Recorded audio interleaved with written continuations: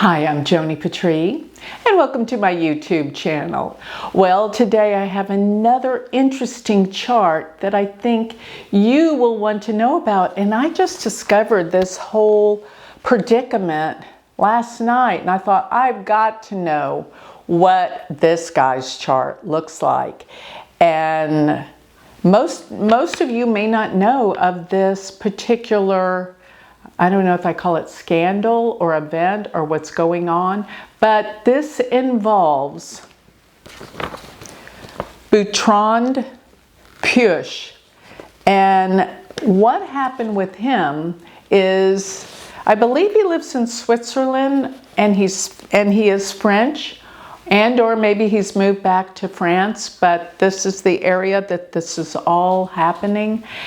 And as you can see, he is elderly, but he is mega wealthy because he is related to Bernard Arnault, which has, and his association is that he is, I believe, the great-grandson or the grandson of the Hermes family, that he has the stock in Hermes.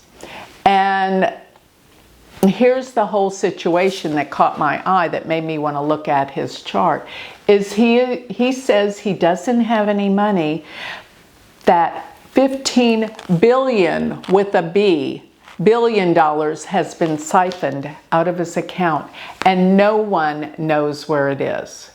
How does that happen? I mean, 15 million is a lot, but we're talking in the B's, billion. How do you lose that much money? I had to look at this chart to see what was going on. And there is a very interesting scenario that's happened alongside this. So let me give you the story of this, and I just read about it last night, so I don't have all the details. But just to make a long story short, this money's missing, and he suspects that it is the guy that handled his finances. And this particular guy, his name was Eric Fremond, somehow mysteriously committed suicide last July by throwing himself in front of a train. Bertrand says his money's missing, and the guy that handled his money mysteriously dies last July 2025, yes. And no one knows where that money is. And the way that he found out was actually through one of the housekeepers, or one of the servants that helped him track that this money was actually gone. And Eric Fremond says that they were in a relationship and were lovers, where Bertrand says they were not. Who knows? But I thought I would show you Bertrand's chart because it has some similarities to a lot of charts that I've noticed have had these type of issues with extremely large sums of money. I thought you'd find this very, very interesting. So that's my rendition of what I read last night. As I said, I don't know all the details, but that's enough to look at his chart to see him in terms of his inheritance, how there's been a great loss, and how to read a chart like this. And there's something very interesting that I think I've come upon, especially with people with these types of inheritances and coming from the family background that they come from. So let me scoot over here and show you his chart. And he has a Scorpio rising. Looking over here, this is the South Indian style chart. Yes, I prefer the South Indian style chart. Sorry, Northern Indian style charts. I'm a girl from the South, so there. But anyway, okay, it really depends on who your teacher is as to what chart you prefer. They're both read the same. But looking at this, Scorpio rules the ascendant, and that means Mars is the chart ruler by the fact that it rules Scorpio. But it sits in the 8th house. And Mars sits smack dab in between Rahu and Saturn in the 8th house of inheritances. Isn't that fascinating? But the 8th house is the house of scandals, big money that comes from other people, such as inheritances, and this is how he had all of his money. It was inheritances. But that Mars-Saturn is such a difficult aspect. It causes all sorts of setbacks and problems and extremes in life. And being in the 8th house of death, murder, scandals, disgrace, humiliation. Really, so many times when you see this kind of money, I've talked to many clients. As a matter of fact, one of my clients has the same thing. Saturn, Mars, Rahu in the 8th house. And she inherited an enormous amount of money. But as she always tells me, money doesn't buy happiness. And can you imagine all of a sudden you've lost your entire fortune of $15 billion, how you must feel? At first, when I was reading the accounts, I thought it was him that threw himself in front of the train, but it wasn't. He's still here. And you know, when I look at this chart, Uranus sits in the 7th house, very unusual, unconventional relationships. This guy, Boutron, did not have any children. So we wonder if what kind of unconventional relationship he has, but it's not of the norm. But going to the planets in his 8th house, you'll notice that they're all in the sign of Gemini, which Gemini is ruled by Mercury. And therefore, the planet that rules the sign of Gemini, Mercury, goes to the house of the 4th house, which is home and family. He inherited his fortune from family. And even I noticed that Mars and Saturn are in what we call Parivartana. Mercury being in Aquarius is ruled by Saturn, and Saturn being in Gemini is ruled by Mercury. So this connects intimately and intrinsically the 8th and the 4th house. And the 4th house is said to be the house of security. So probably felt like, you know, I'm set for life. I don't have to worry about money. But we'll see. Wherever that money turns up, we will see. But no one's found it so far. Now he does have a moon in Leo in the 10th house, and the 10th house is the house of career, reputation. Moon in Leo, he is well known. And those 3 planets aspecting the moon from the 4th house of family. This is so interesting. But I'll tell you, this is not an easy chart, and money does not buy happiness. This is an extraordinarily difficult chart. And what's fascinating about this is he has Ketu in the 2nd house. Now, what is the 2nd house?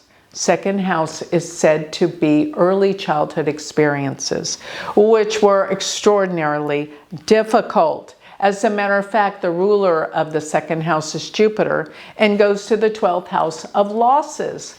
You know, everybody puts that money's everything to, you know, going to solve all your problems.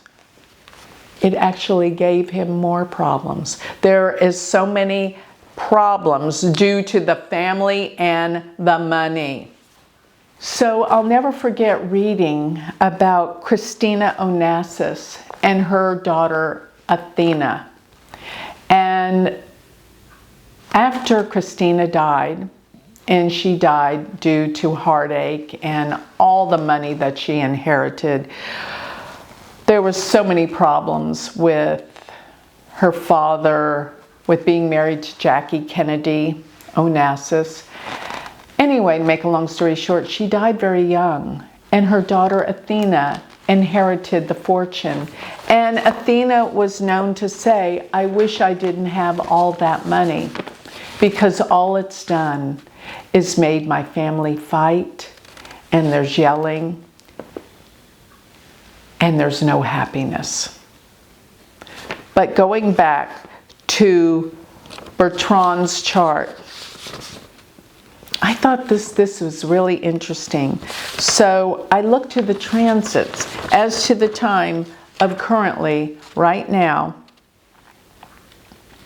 And especially, I'm going to put that chart up. This is the chart of the day. Now, I don't have his chart, but I do have the day that he died. Eric Fremond, the guy that was supposedly siphoned the money that dealt with his finances. So I have the day that he died. And putting that up, this was actually a day back in July that I said would be really dangerous. And yes, it was dangerous. In South Texas, we had the floods that was devastating here. But as I tell you, when I put out that a day is really treacherous and dangerous, sometimes it doesn't make world news. It's not a world event that affects the entire planet. But if you have any planets associated with these difficult planetary combinations, then it affects you personally in a bad way.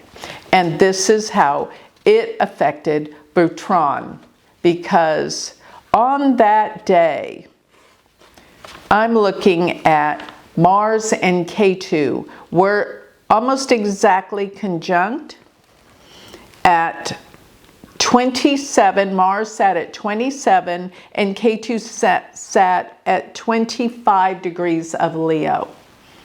Look at Bertrand's moon in the 10th house. And this became probably public knowledge in Europe.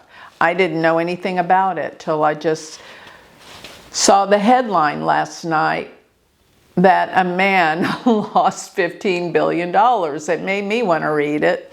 So looking at this, yes, the Mars and Ketu sat on his moon, and it's in the 10th house. And if you look at the moon and you make it the ascendant, Cancer is the sign that is 12th, which would represent a big loss. So Bertrand said they weren't in a relationship. But the fact that he looks like he's emotionally distraught from this event, because the moon is the emotions. Mars K2 is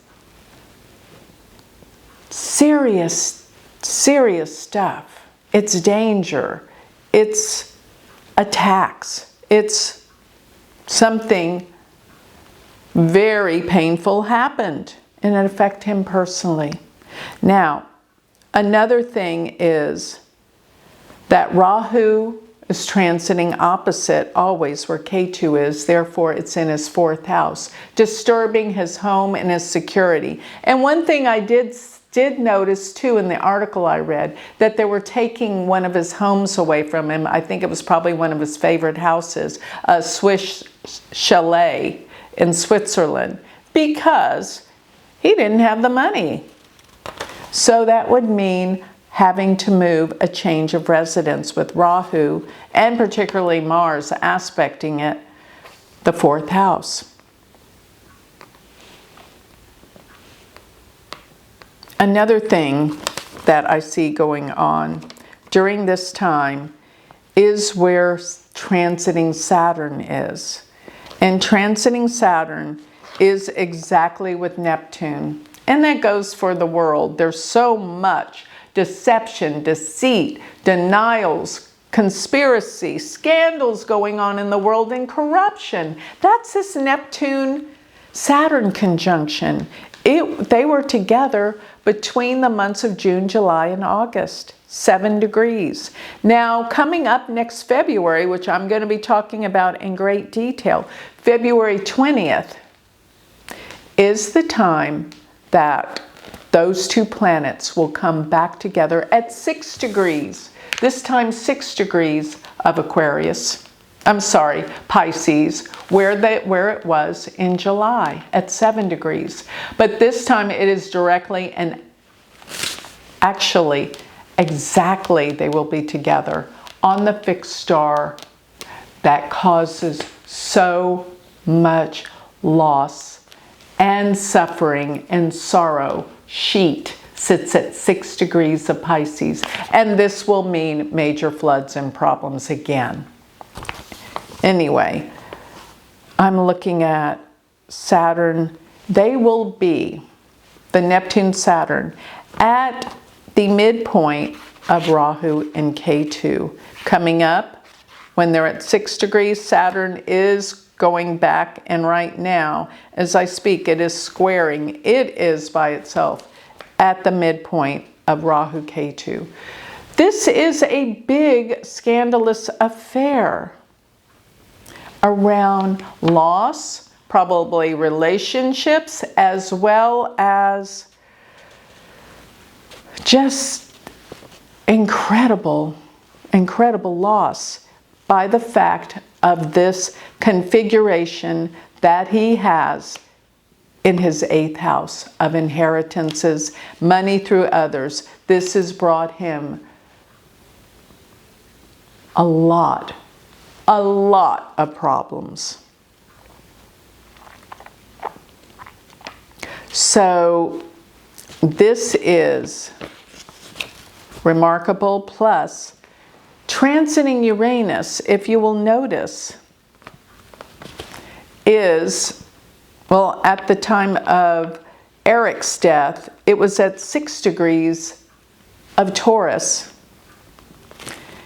And it's going to hover around 6 and 7 degrees where it is right now, opposing his ascendant exactly. This is sudden, unexpected events, and they revolve about what? Partnerships and relationships, because transiting Uranus is in his 7th house, aspecting the ascendant exactly. But going back to the Ketu in the 2nd house, and even if I look to the moon, going second from the moon, Neptune's in the 2nd house, not only was there a lot of turmoil considered around childhood, the 2nd house deals with money. And traditionally, we're taught that Ketu's losses. But the guy was mega wealthy. The family was. But this just goes to show the loss and the problems from money. Because the Saturn and Mars are tied up with Rahu and Ketu aspecting this 2nd house. So much turmoil and so many secrets with Neptune being second from the moon that the family has. And here's where I want to go with this. When I see these kind of planetary configurations, especially in the 8th house and affecting the 4th house of family, I know that, this is huge, that these particular people carry the karmas of their relatives. And I'm not talking about past lives, although that comes into play, of course. I am talking about the family line of people When karma has not been paid, it trickles down to the children. And that is why you may see families such as the Kennedys, so much suffering and pain. Yes, this is family karma that has to be paid, and he has it. He has suffered the consequences. I've seen this with so many families, because you know, when you get these families such as the Kennedys, or you wonder if they're cursed. But no, it is actually the karmas of the family line that goes down, and the family has to pay it somewhere. This is, you will see this happen. I see it as an astrologer, that so many people have to pay the karmic dues, because probably in the family line, maybe there was an association of them being of the family in another life. But this is why some families, especially the huge families of legacies and businesses such as Hermes, and they're struck with so much heartache and traumas, like the Kennedys. And this is what I see in the 8th house. The 8th house is, and this is dealing with his chart, family karma from the 8th house. Saturn and Mercury connect from the 4th house of family to the 8th house of deep past karma. It's heavy. So you know, there are some other things that are going on in this chart, but I think I'm done with this so far. And I hope that this has taught you something about family karma and how it all works. You can see it in the charts. Everything is there in the charts. So I do want to remind everyone, please don't leave. Sign up for my free newsletter, because this is how you're going to get all the information that I'm offering. Go to galacticcenter.org. While you're there, you're going to want to become part of my Patreon group, where you can tell me what charts you would like for me to do on YouTube, as well as my Galactic Planner. You're going to need this. We are making it better every day. I write furiously every day to make the planner better. You're going to want to get your chart, and what it does is it deciphers your chart with all the transits, like what I'm doing in this chart, to see when events will happen so you can better prepare. Go to galacticplanner.com. And if this has inspired you to want to learn astrology, I have the best university and amazing students from around the world. It is self-paced. You're going to love it. Go to universityofvedicastrology.com. Thank you.